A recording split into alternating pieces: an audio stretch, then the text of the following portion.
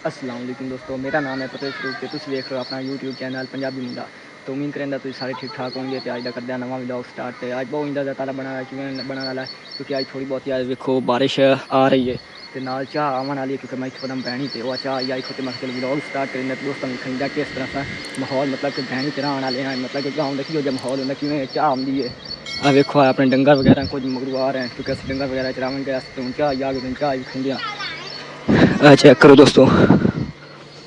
साडा बिल चाह लैके आ गया जी मैं लैके पढ़ आया उतू वेख तो गड्डी तो लैके आ गया चाह तो चाह गरम पींदे हाँ तो चाह चेक करें की हो जाइए लजा चाह दी चाह तो गाँव वगैरह बने है साड़ी ले लो साहब वधिए है जी मैं नाल पानी मतलब कि उदू बड़ी रहा डंगर वगैरह आ रहे हैं उन्होंने पानी पीना तो अगर बिंदा चाह लगा चेक करें आया ठंडी हवा नाल बारिश के नाल चाह हमें स्वाद आ जाए। चेक करो दोस्तों आप लैके जा रहे हैं चाह पूरे बंदे मतलब दो चाहिए मैं चलो लै पहले वो पी चेक करो आप जा रहे हैं चाह लैके जी मैं अगना कप जाते उन्होंने पिवंदे हाँ कि हो जाए लगा तो पहले पूरे पिवंदे मुड़ा आप पिछाण सामने अग्गा बदेन सामने तो गाँव बंदे हाँ।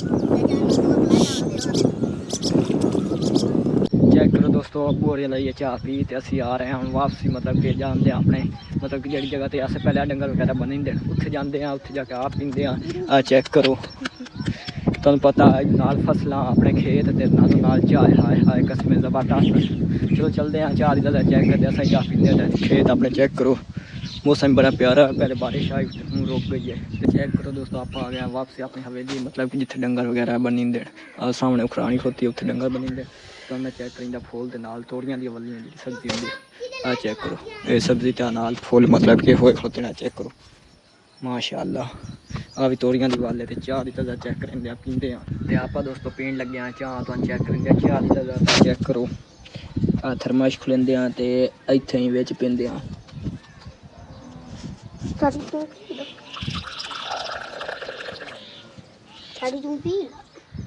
चेक करो दोस्तों चाह दी तज़ा चेक कर दे कितने पहिए हाय हाय हाय लज़्ज़त आ गई कसम दोस्तों इतनी आ गई इतनी हो